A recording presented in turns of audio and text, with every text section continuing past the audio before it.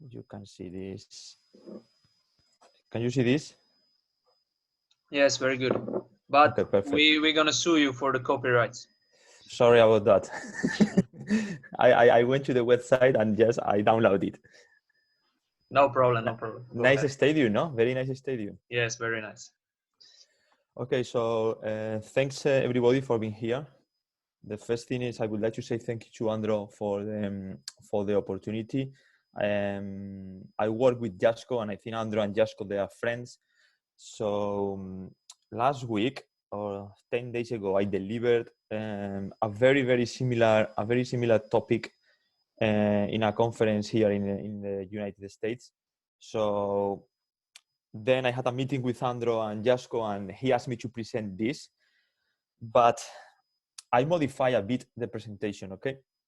So it's going to be very similar, but the other presentation, the one that I did 10 days ago, is online, so you can check that. And very similar concept, more or less is the same, but I modified the presentation also about the feedback that I received.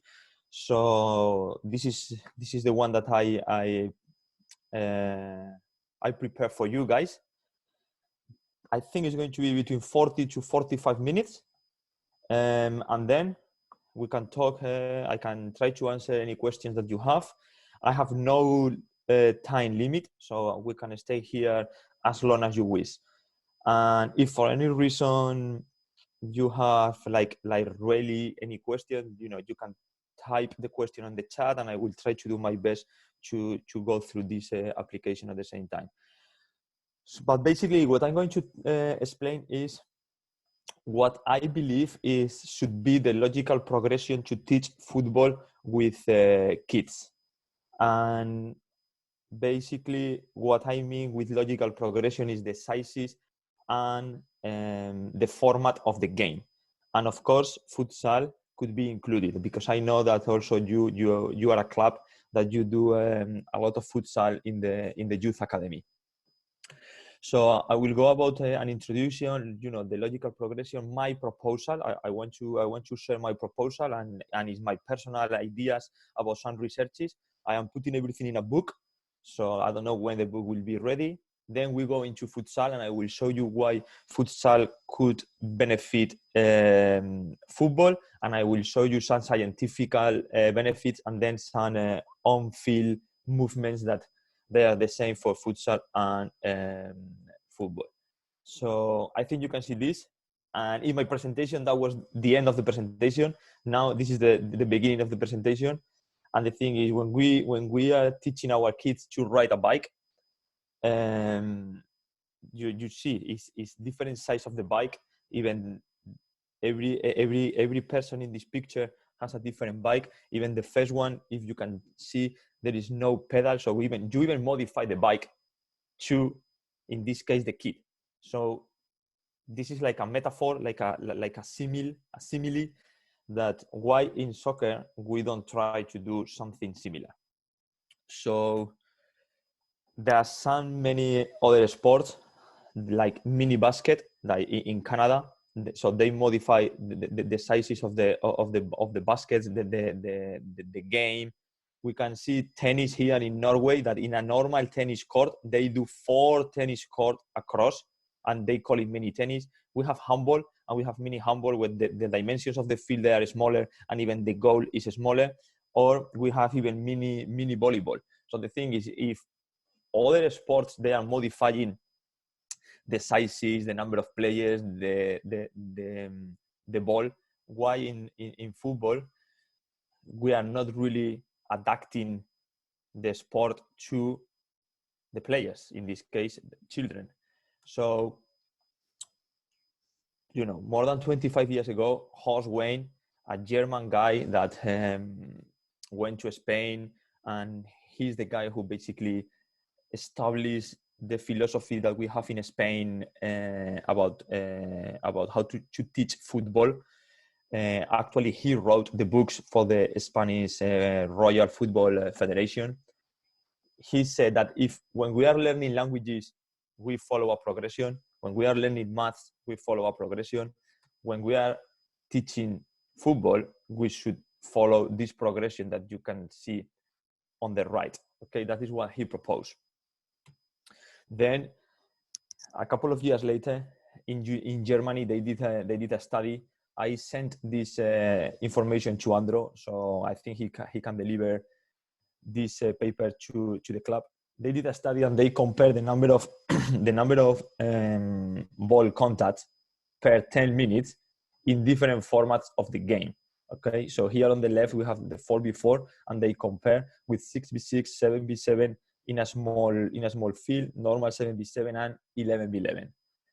So as you can see, there is more ball contact on the 4v4, and if we are looking for number of touches on the ball when the kids they are developing, maybe this is something to think about it. Okay.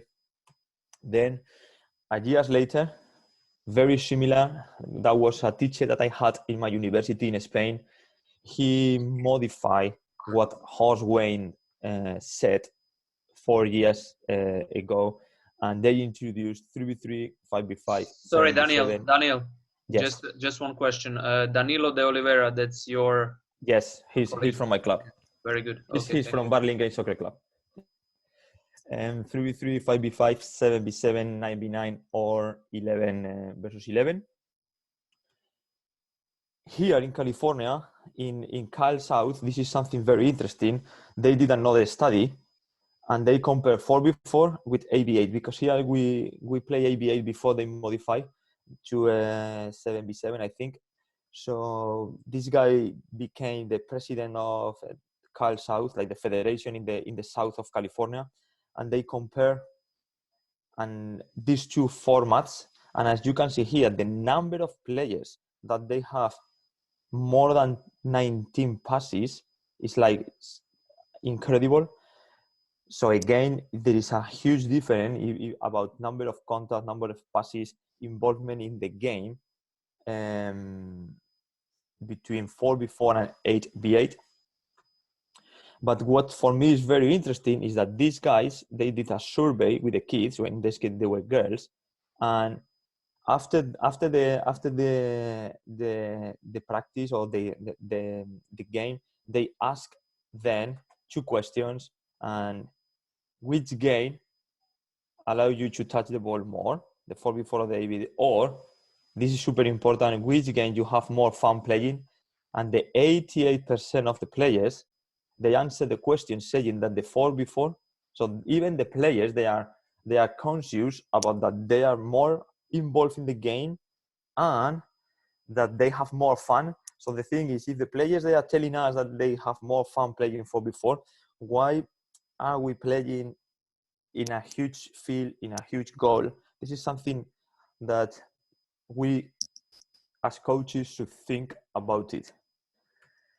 And then years later, in Manchester Metropolitan University, Rick Fenoglio, one of my teachers over there, he did a study in the Manchester United Academy.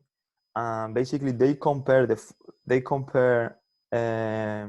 with the under 9 kids 2 formats of the game, okay? And they compare 4v4 versus 8v8. And they did a study on number of passes, number of shots, the number of 1v1s that the players they have, and the number of skills or the tricks, the 1v1, like using tricks, okay? And as you can see, the 4v4 format is like always higher than the 8v8. But here, if we check on the right-hand side, we put those numbers in a percentage. I think it's completely crazy. Like the percentage of more actions that we have in the 4v4, compare that with the 8v8. And I think we are always asking our players to practice. So the thing is, if we have more actions, that means that we are practicing more. So also, the way that we design our sport could have a huge impact on the development of our players. So then, I don't know if you know, but the Belgian Federation, after the European Cup in 2000 with the Netherlands, it was a disaster for them as a country, so they decided to change the whole approach to football in the country. So they have meetings with clubs, with the federation, with everybody, and basically they came up with this plan. So in Belgium, since 2014, they have 1v1 plus goalkeepers when they are under 6. Then they have 4v4 plus goalkeepers when they are under 8 and under 9. Then they go to 7v7 plus goalkeepers here when they are under 10 and under 13, okay? And the idea is because they like to play with the diamond, so that is why they have a single diamond and a double diamond, and then they play under 14, they start playing with the 11v11.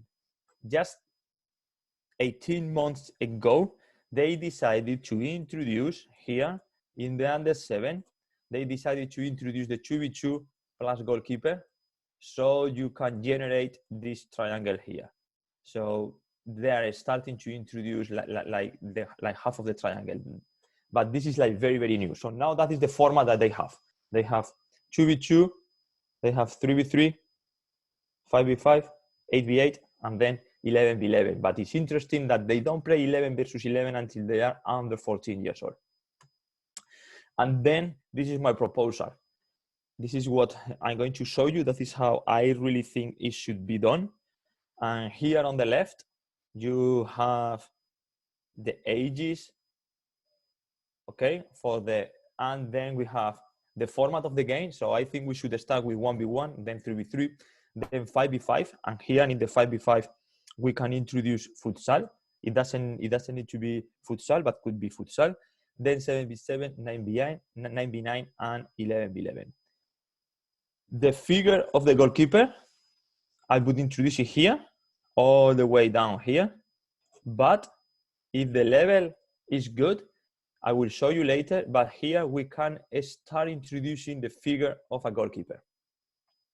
Then the duration of the games, they are here, and as you can see, I put quarters because that way there is more moments to coach, there is more moments to have a dialogue with our players, there is more moments to do substitution, to modify the formation or to modify position without wasting playing time. Then, as you can see, the dimensions of the field, they are increasing, and we can talk about this. That doesn't need to be exactly the same. That doesn't need to be a square like 10 by 10, but the important thing is that we adapt the dimensions of the field to our children.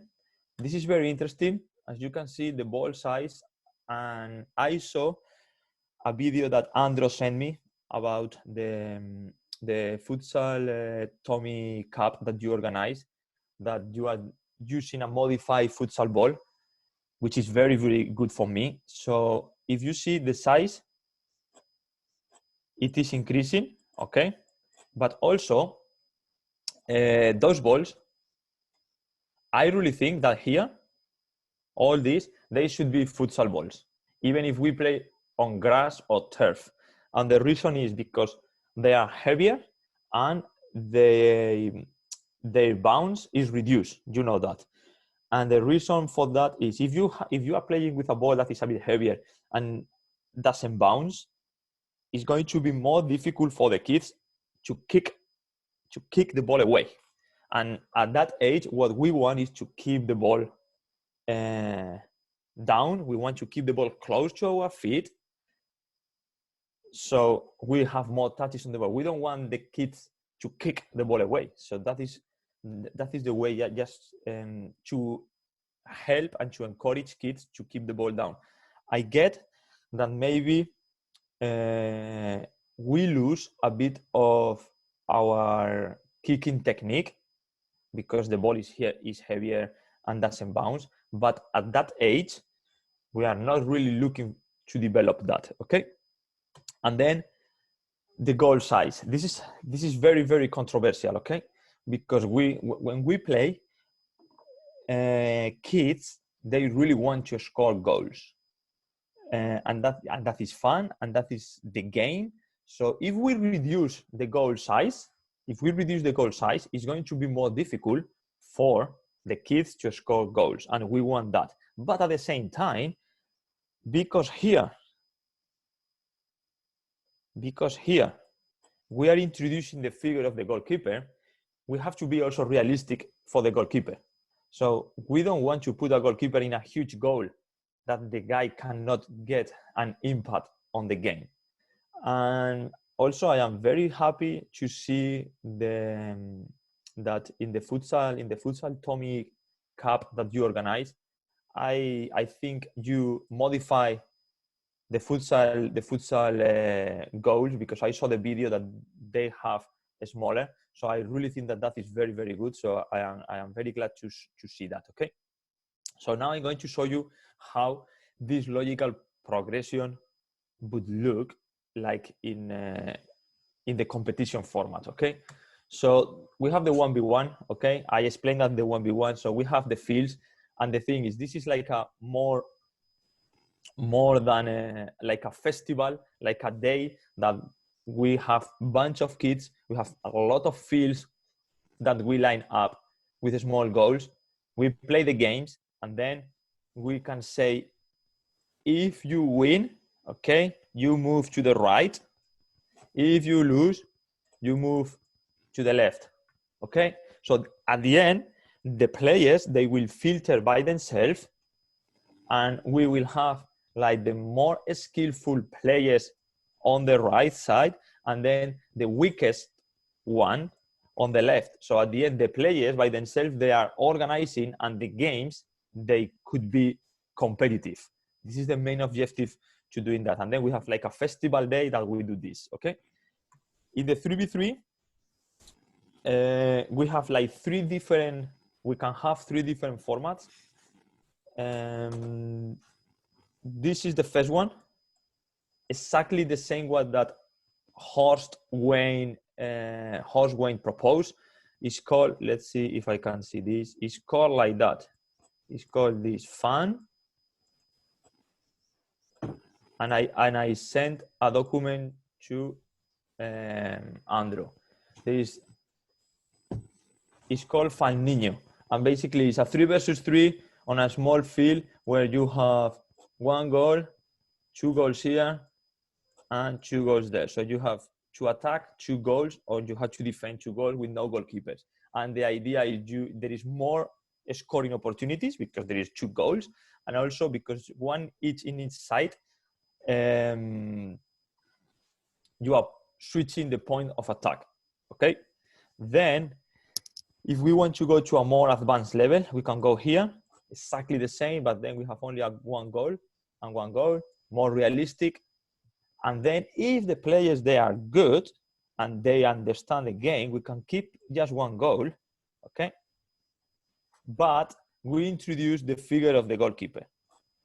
And the thing is, now it's up to the kids if they want to play in goal or if they don't want to play in goal. It's the kids, the players, they decide. They have the freedom to decide. So basically that goalie can be here, and it's a normal 3 versus 3 like here, or okay, he wants to play in goal, so he drops. And now we have a 3 versus 2.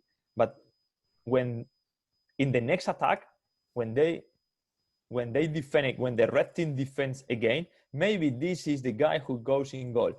Okay, I don't know if you understand. So any player can play in goal for any attack. So basically we are rotating positions, and also it's up to the players. Okay, it's up to them. We don't decide who is going to be the goalkeeper, and we have freedom. We give freedom to the players to make their own decision, to be autonomous on the field. Why we should start with with 3 versus 3? And I think 3 is the magic number. The reason is because of the shape, offensively and defensively, okay? And because when we have 3 players, it's the first time that offensively we have the player with the ball here that you can progress. Then you have the offensive cover and then you have width and mobility, okay? And defending, you have the pressure on the ball, you have the defensive cover, and then you have the balance, which is basically the main three things offensively, the main three principles offensively, and the main three principles defending in football. That is why I really think that after the 1v1, we should start with the triangle, with the 3 versus 3 to have this triangle saves. After the 3 versus 3, we have the 5v5, okay, here. So we can play a 5v5, or we can play a 5v5 on a futsal court. So it's exactly the same. And you decide depending on your facilities, depending on the budget that you have, depending on your club, basically. But we go into the 5v5 with all the rules about duration of the game, dimension that I told you before. I'm not going to spend a lot of time here. Then we go into the 7v7. After the 7 versus 11, we go into the 9v9. And after the 9v9, we go into 11 versus 11. So this is my logical progression, and this is what I believe football should be organized competition-wise. And yes, you can tell me, oh, but we are using small-sided games during the training, so we can keep playing 9v9 when you are 12 years old. If we then at the training sessions we do a small-sided game, yes, but the thing is at the end, competition is a key part of development. Okay, so for me, you develop by training, but also by competing. So adapting the competition will help you to develop more.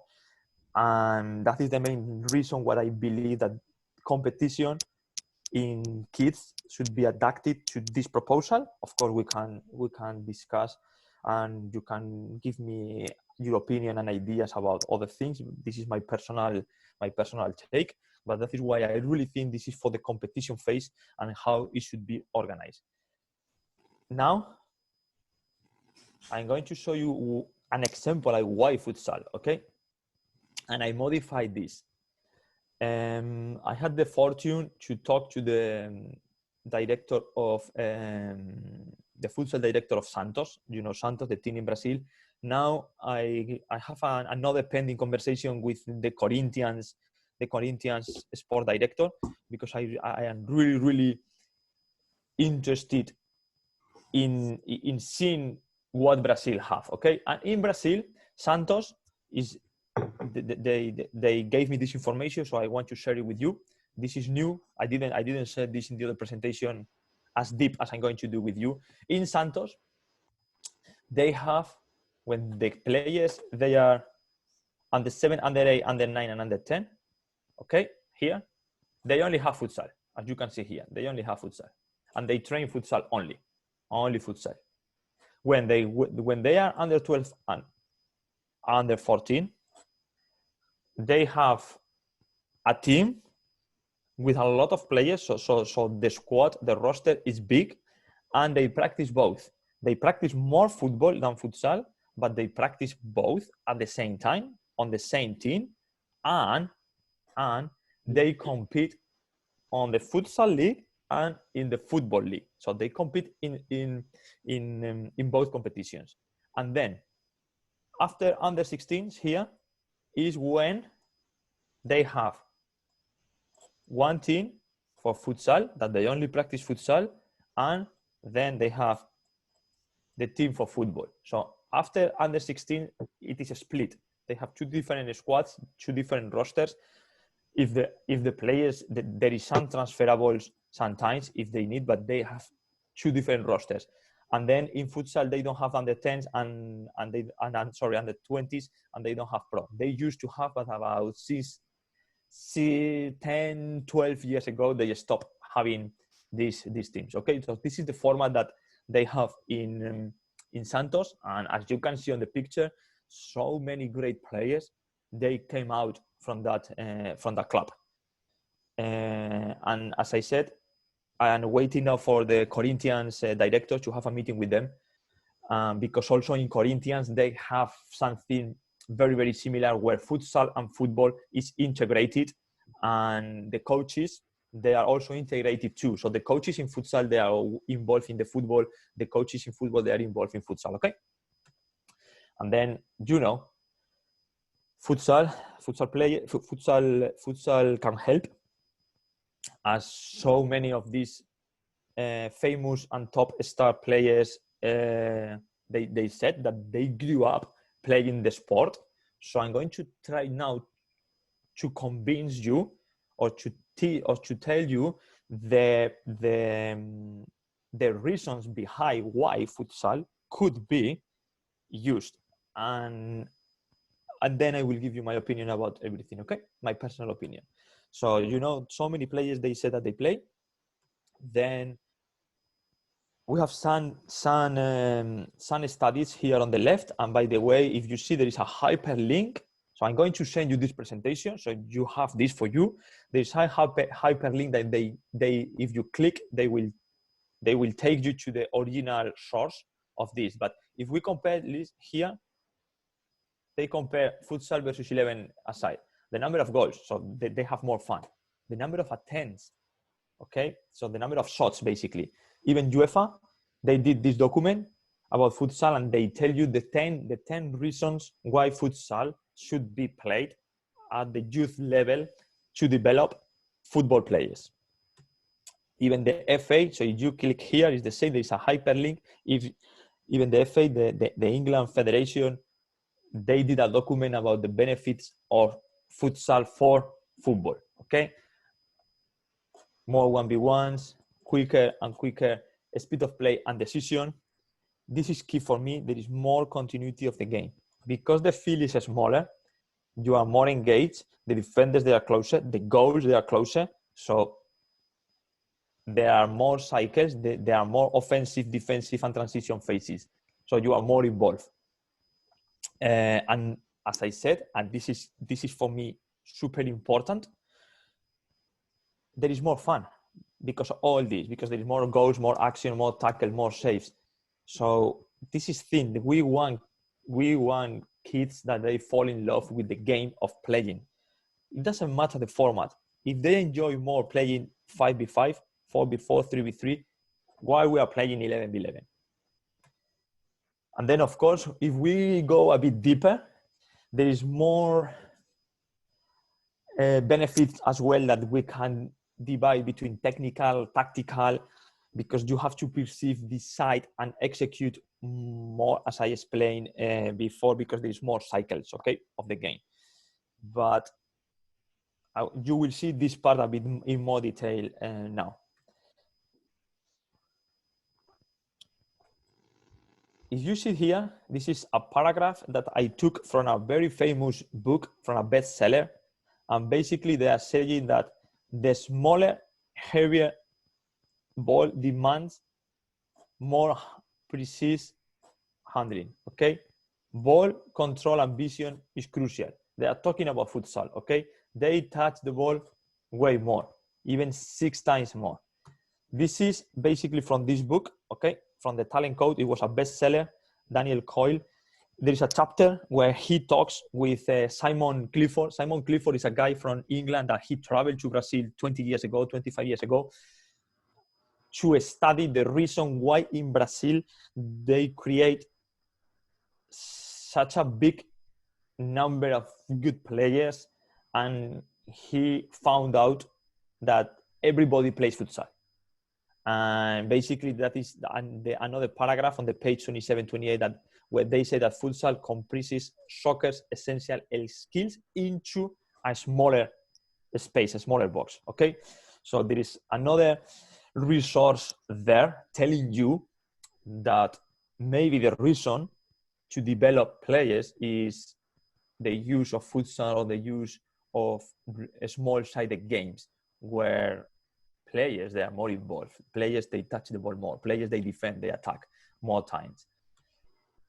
So now I want to share some scientific benefits of futsal, some studies. I'm not going to go like very, very scientific because I know that maybe you will get bored, and I don't really want you to get bored. So this guy here, okay, Luca Opicci, is an Italian guy that he did a PhD funded by UEFA. So UEFA gave him some money to study the benefits of futsal into the football players, okay? Basically here they said that introducing futsal task constraints, mainly by task constraints they mean smaller spaces. Introducing smaller spaces improves football players. Then using a futsal ball increases the number of contacts, and those contacts with the ball, they are more accurate, which is very interesting. Also, they said that they have higher scanning behavior. So futsal players, basically, they check more around, they look more, they are more aware what is around. And to do this, he went to Barcelona, to the FC Barcelona Academy. Over there, they have futsal team, but at the same time, they have football teams. And he did a study with the football academy and with the futsal academy, and he compared both training sessions of both games. He found out that futsal players, they look more. Then, as we can see here, they basically encourage to use futsal balls to promote the development of the players' skills. In England, there is another group that now they are studying futsal, and basically they are wondering if futsal is the tool, the key to develop the future talent. The next generation of players could be developed by futsal. I don't know. They have published a couple of papers. You have the reference here. But for me, what they found is very, very interesting. And in this paper, they even encourage, and as you can see here in the last paragraph, they even encourage the federations to consider the introduction, the futsal, in the development program for the football players. So they even tell federations like maybe futsal is the key to develop the future of high-level players. This is Luca 3 years ago, as you can see here, in the UEFA Direct magazine. This is a publication published by UEFA. Basically, he published the main things, and basically he said that in futsal, you have the 23% more of passes, and those passes, they are 18% more accurate than in football. So again, they are telling you that maybe using futsal size, maybe using futsal balls, maybe is the key to develop footballers. And then I did a study, I collaborated in a study with Sheffield University, in Sheffield Hallam University in England, where basically we did a ranking of countries in football and in futsal. We gave points depending on their score in the World Cup, in the European Cup, in the CONCACAF, etc. And basically we found out that the top 10 countries in football, they are the same top 10 countries in futsal. Different order, of course, but they are the same. There is only one country that is different, and is Germany.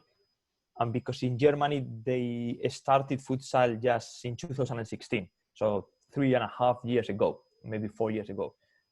That's the only country that is not there, okay? So, but also you can tell me, okay, you are putting all these scientific studies, but science sometimes is completely different from what we see on the field. So in 2012, 8 years ago, when Pep Guardiola was coaching Barcelona, they published an article, a piece in a Spanish newspaper, a very famous Spanish newspaper about sport. it is here. This is the picture of the paper. And basically they are saying that FC Barcelona with Pep Guardiola, they play like futsal. And they were talking about the pressure on the ball. They were talking about playing in triangles, and then the control of the ball, or the techniques that they were using, the toe to shoot or the sole to control the ball, okay?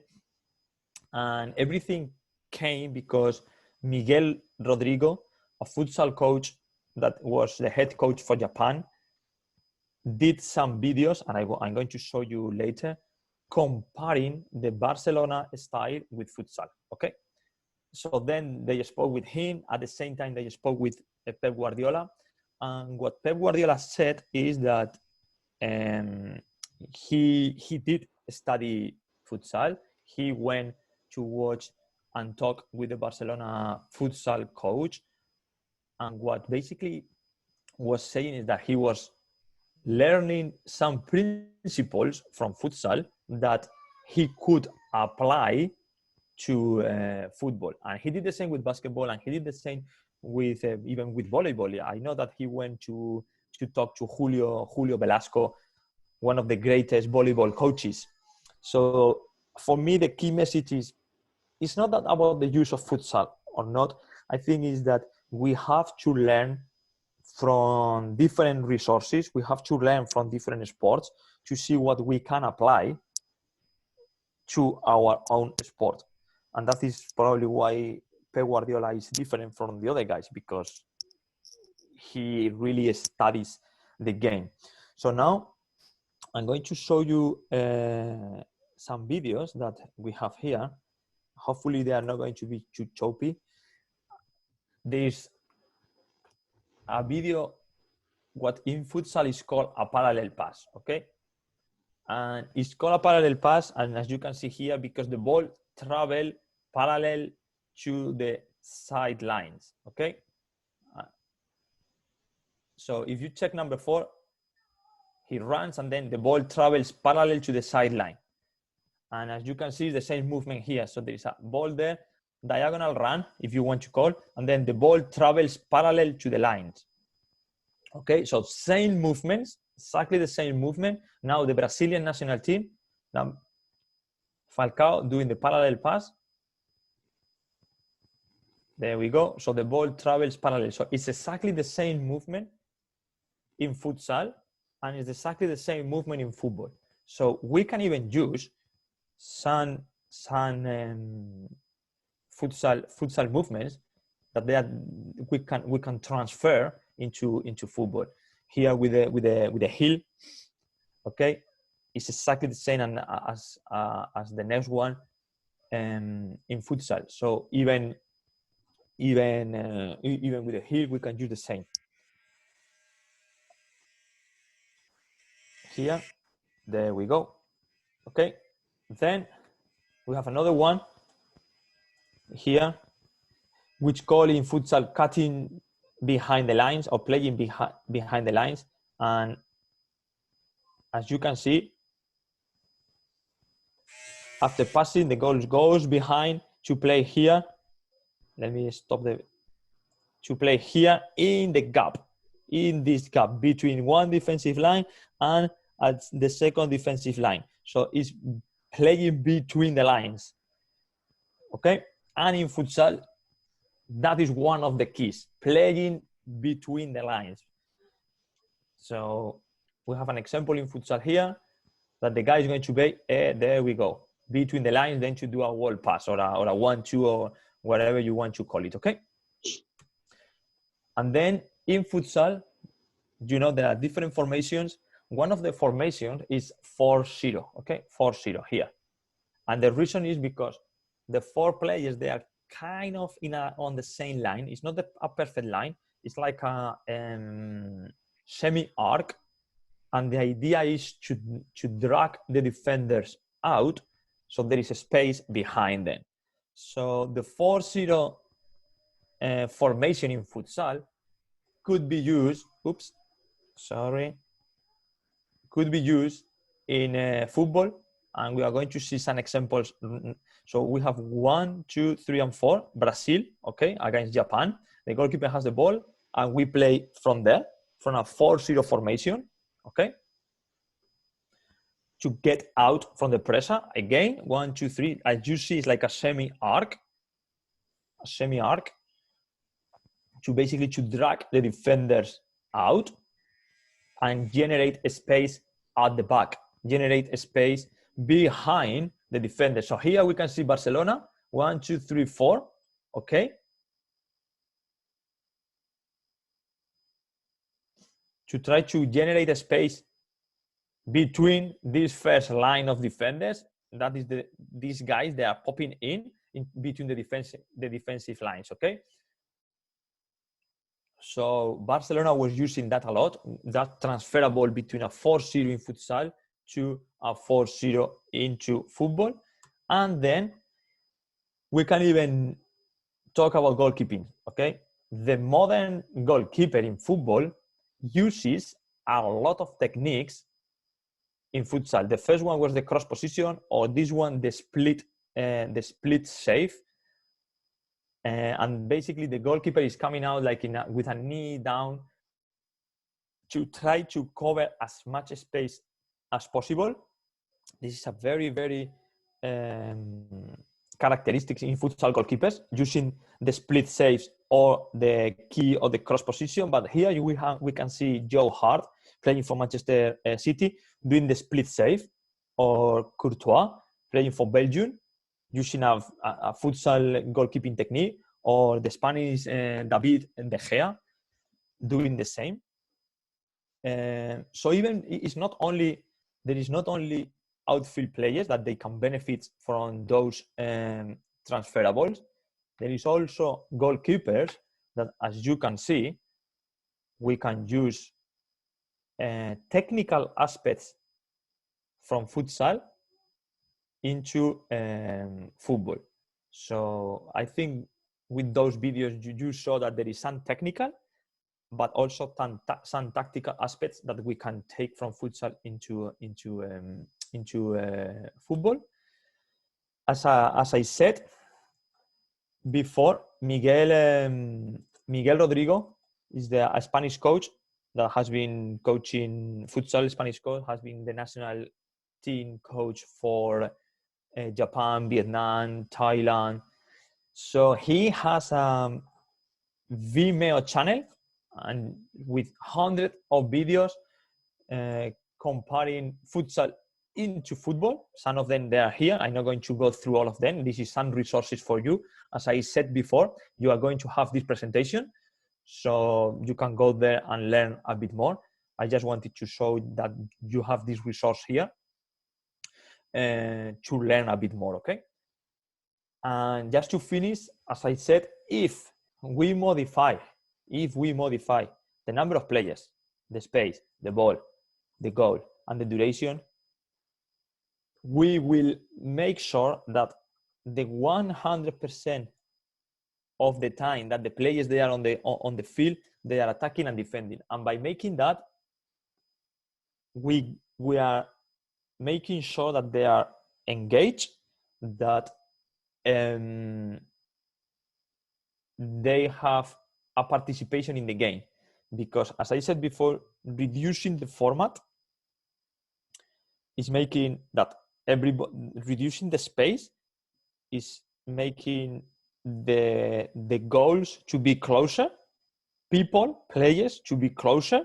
So if you are closer, the goals they are closer.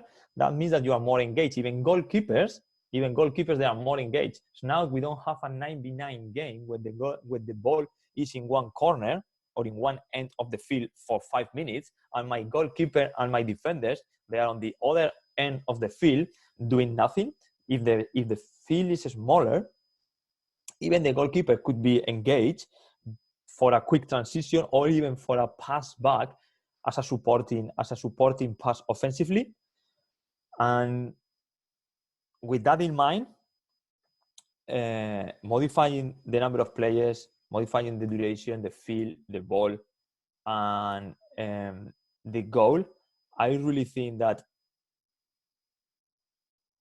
football is like a family, the big family of most majority of our players. They will want to go to football, but we have to use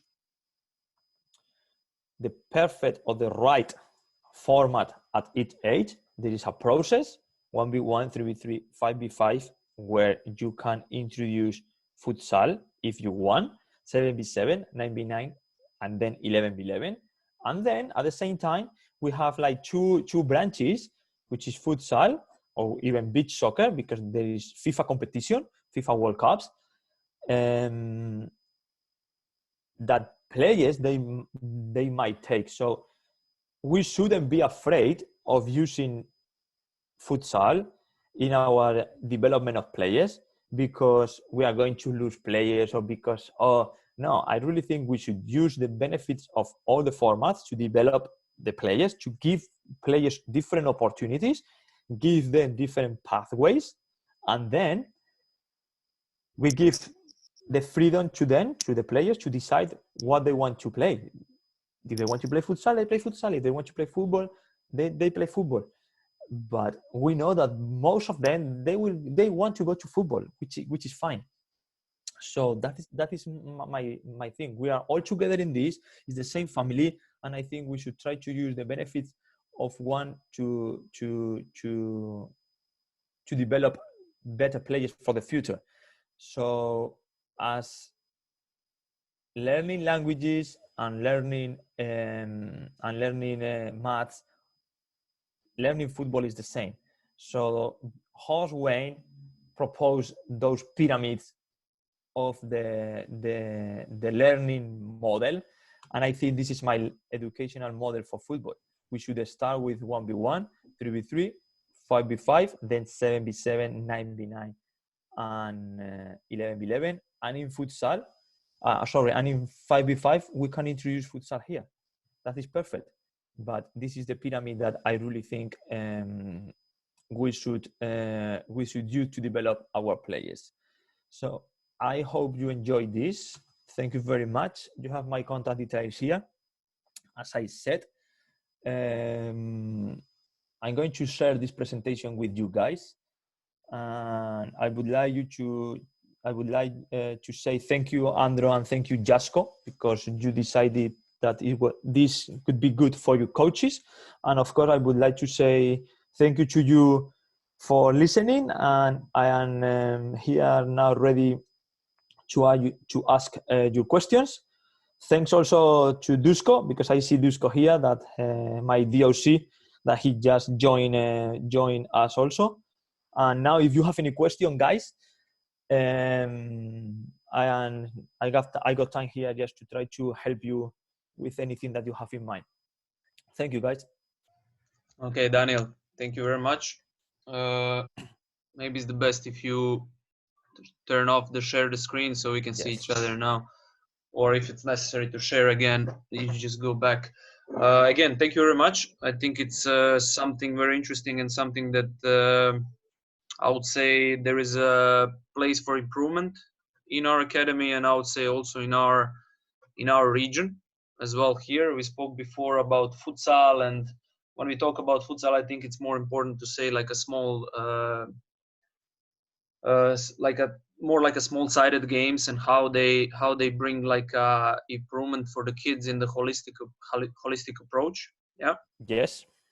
Tactic is not something that is so important, but this, what you were talking on the beginning, the differences between the games of, for example, 8v8 comparing to 4v4. So just in order to make it, maybe open some discussion, I'll give you a situation that we have here. So here I called all coaches from U8 to U15 to be here at the presentation today, so we can maybe raise the discussion in that way, like why, what, and so on. There was a lot of scientific proofs that I liked, especially the one where you were talking about how 4v4 comparing to 8v8, first of all, obviously brings more dynamics in the game for each individual, but even more important, it brings more fun, because if it's not fun, the kids lose the passion for playing actually football.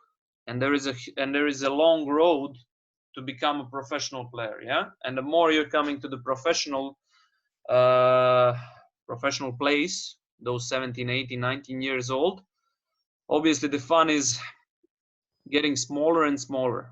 So we should make sure that fun is like 100%, especially in these age groups from U8 to U15.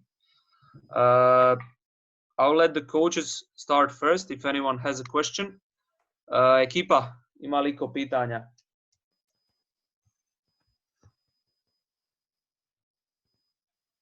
Okay, I can break the ice. First of all, you were talking about Faninho. Yes. I would just give a little introduction that like a German Football Federation, I believe from this year or the next year, they are looking to implement this in the U8 in all leagues in Germany, with the 2 goals at the beginning that you were showing, the 2 goals on the sides and the 2v2, right? Yes. But can you give more history about this? This is coming from Spain, right? Well, I think I sent you the document, no? I believe you did, yeah. Okay, but so I didn't read it yet. No, it's okay. No, but because that way you can share the document with your coaches as well. Sure. But if you want, I can. Maybe you can share the screen now, yes, just for them to exactly. see. That is what I was going to. Let me find it here. Okay.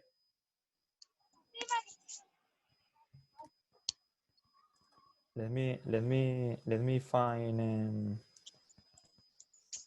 Let me find the document here.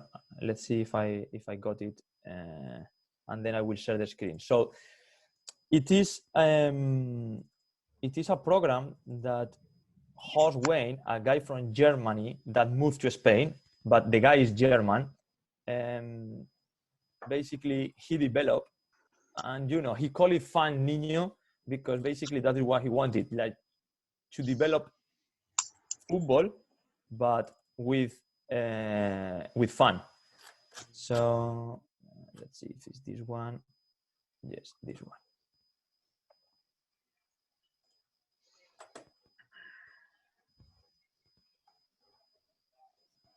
Share screen and share screen. Good. I don't know. Can you see? Yes. Okay. So this is basically the document, and I share it to Andro, but I can share it again. So he developed this, okay, and basically he did it to develop players from 7 to 9. It's Horst Wein, it's not mine, and that was the idea behind. So there is why to do this. There is even a progression. They have a website called Fan Niño, so you can check there and you can download even exercises here. But the idea is football tailored to the children. So basically modifying football, guys, to the children, okay? And maybe better like that, yes? Mm-hmm. There we go. So that is what this is the original idea. It's a 3v3 with 2 goals in each end. They put these lines here. So basically, to score a goal, you have to be inside the lines. So that way you don't score from this far end. You kick the ball and you score a goal, because that is one of the idea. And it's a 3 versus 3 with 2 small goals at the end. And basically what he tried to do is to do this photo here that now is difficult to see, like kids playing on the streets. That is what he thinks that we are missing now. So, and there is no over coaching here. They are just playing, they are having fun. So he tried to do that. He organized like festivals, like festival days with 3 versus 3, like multiple fields on a soccer field. And that is the whole idea. So Fan Niño is here, as you can see at the bottom. It's at the 3 versus 3. And then you go up into the pyramid until at the end, you get the 11 versus 11, okay? And this is key. He thought children must fall in love with the game. So he thought that this kind of format, because you have the ball more, because you dribble, because you score goals, because you show your skills, this is the way to encourage kids to basically keep them playing soccer. Okay, so this is the document, and you can go to the website. They even have exercises here, like different drills that they put. Okay. Okay. So in this part, you're saying like obviously the fun is something that is most important, and that's completely understandable. It's something that's more about maybe we can say it mental part, yeah. But Yes. what about like the reason why there is a 3 players on the pitch and why is there 2 goals on each side? Okay, the 3 players, I explained, and it's the same that he also explained. The reason is because of the with 3 players, offensively and defensively, is the first time that we have the 3 main principles, offensively and defensively. So offensively, if we have 3 players and I have the ball, I can progress forward, which is the principle of progression. I have my offensive cover, like my teammate to make a pass, and then the other one is using the width of the field. So we have the 3 principles. And defensively is the same. We have the pressure on the ball, which is number 1. Then we have the defensive cover, just in case the guy beats me. And then we also have the 3rd player or the balance. Okay. So that's the reason, because he started with 3. And then about the 2 goals, there are several reasons. One is, if there is 2 goals, that means there is more opportunity to score because there is 2 goals. So there are more chances to score. And he really believed that scoring goals is what really makes kids happy to keep them playing, which I think completely agree. And also the tactical aspect is that with 2 goals, if you are attacking 1 goal and then the defenders, they switch to defend that goal, you can switch the point of attack to go to the other one. So then you are tactically you are also teaching kids how to switch the point of attack. Those are the main reasons. And that's something I think that's very, very important in this part. Obviously you won't teach the tactics, but like the game and the situation gives you, first of all, 2 options to dribble, one on left or right? Yes. And this is something that with the kids from 6 to 8 years old, you want that they try as many dribblings so they can feel comfortable. Exactly. Yes, I agree with you. And deciding correct in the different situations, comparing to the 1 player that is in front of them. So that was really, really interesting from that part. Obviously the goals are smaller in order that I believe he don't want that they shoot so much in this age. But exactly. The situation pushes them to dribble to one or another side, and then you progress to the point of playing 4+1 or a futsal, where there will be more shots, but they will be ready for the dribblings and obviously the transitions as well. Again, without being coached, but just the situation pushing them to do it. Good.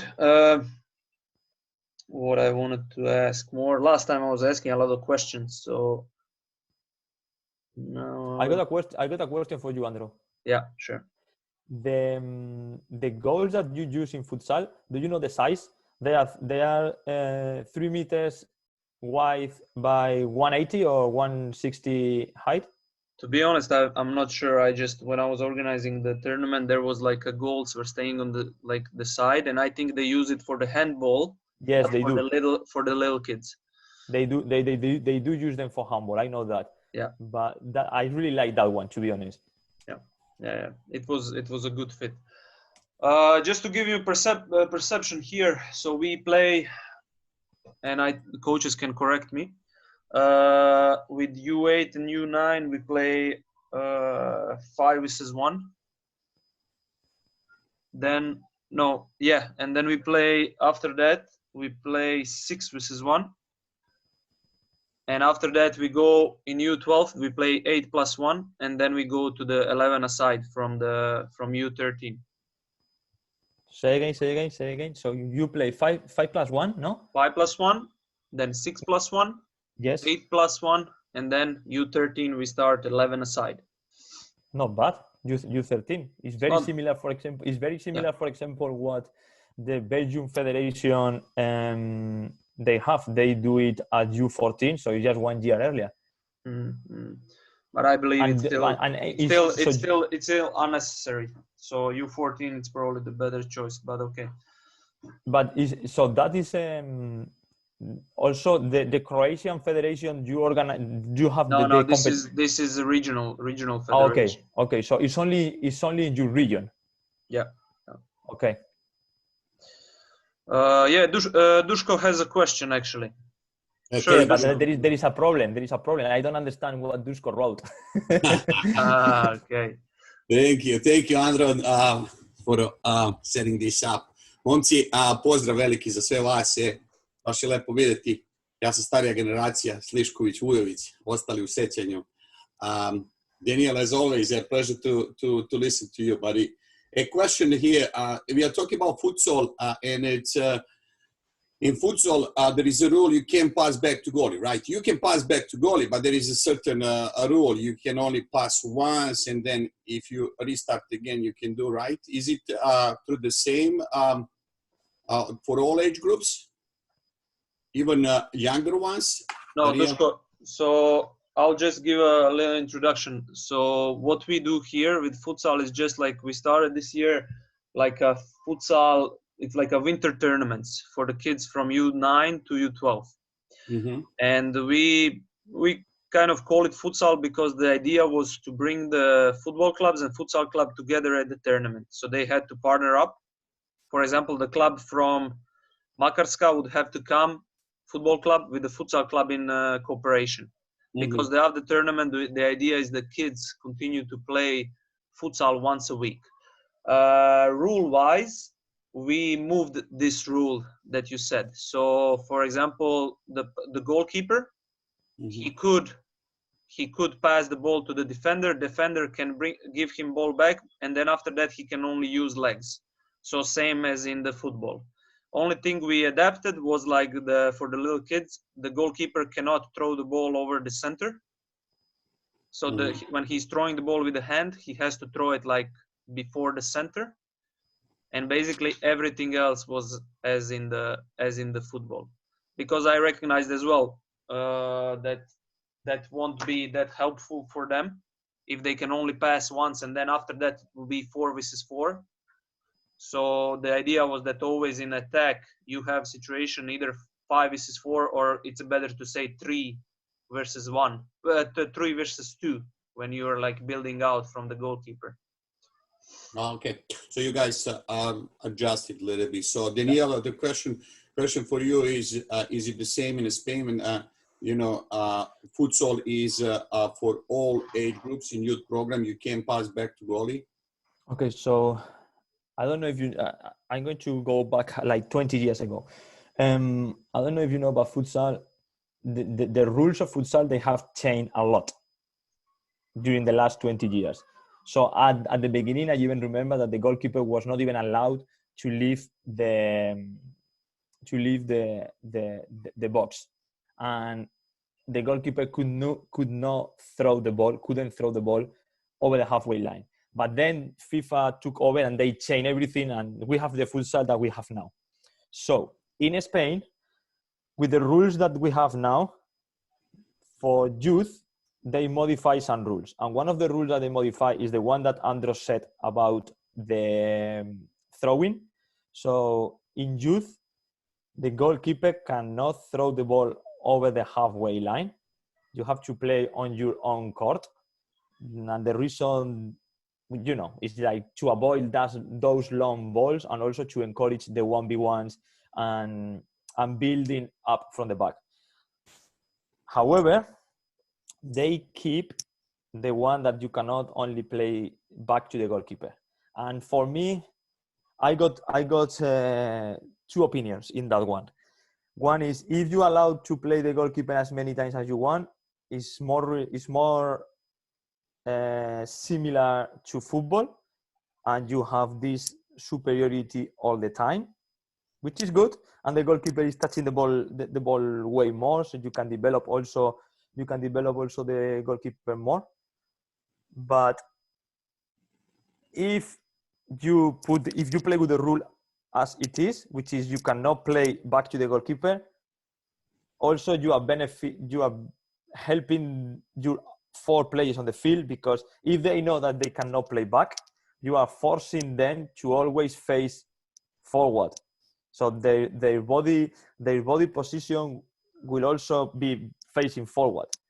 And we are also encourage them, if I cannot pass back to my goalkeeper and the defender is there, maybe I have to beat the defender in a 1v1. So you are also encourage the player to do more 1v1s. So honestly, I wouldn't know which way to go, because in one side that rule gives you something but take away other things, and at the same time with the rule you get some benefits, but so it's very difficult. And I think maybe it depends on the level of the kids.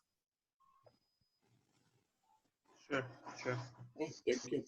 But I don't know if you understand that what I mean with the body orientation, with the body profile. Yeah. Sure. Yeah, I get your point. Absolutely. Good. And how is in the Duško, in your club, how are you guys implementing futsal, or do you? We like you guys doing that. We do a winter futsal league, and obviously Daniel is heavily involved, helping us running that program. I think we need to do, more of that. But some of the rules, like you said, we also allow pass back and getting goalkeeper involved. Although I can tell you one thing that I personally now more and more think there is a benefit. So I really like what you mentioned, 6 to 8 years old to 10 years old. We got to encourage these players to be creative, to use the dribbling, to be able to dribble and guide the ball. And I think encouraging them, those situations, shielding the ball 1v1, I think giving them opportunity early ages to play futsal and not be able to have that extra option in a game. There are some pros and some cons in that. I can see that the 1v1 situation, ability and players' confidence to play under the pressure, it's a huge, because later on you get in those situations as they get, higher and higher level and they get older and older, so more and more. Sure. Yeah, absolutely. And it's obviously if we have to make sure that they are in that learning zone and not to go too much in the anxiety or go too much in the comfort. And I think this is why futsal gives you perfect platform for that, because obviously it's a survival on the pitch entire time. Pitch is small, so then you always can see like who can, who cannot, who you need to move down so to get out of anxiety, or who you need to move up to get out of the comfort. Yeah, that's a great point. Perfect. Again, anyone from the coaches has a question? Rocco, I know you have one.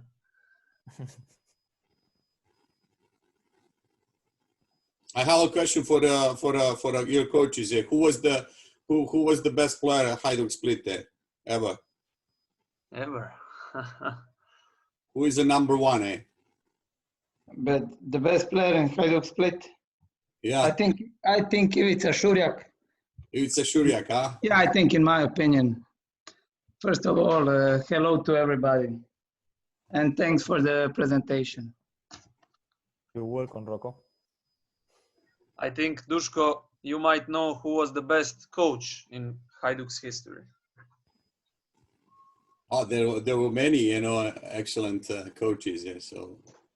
Okay, so I don't wanna take a guess. You should not, because Rocco's grandfather was Tomislav Ivic, so you probably know him. Yeah. Wow. So there is no question, yeah, in that part. Congrats. Okay, I guess we have no questions. So Daniel, I'll take presentation from you. If you can send me, Yes. I'll forward to my coaches, and obviously they had your email. They could write it down. If they have any questions or the phone number, they'll probably contact you. Perfect. I will do it now. Yeah. And thanks everybody for listening. And thanks for the opportunity. Yeah, thank you. It was a It was pleasure. very interesting. Okay. And thank you, Dusko. Thank you, guys. Well done. Thank you. Okay. Daniel. Big regards to everyone in Bye bye, guys. California. Bye bye. Bye. Thanks, Daniel. You're welcome. Bye. Bye bye.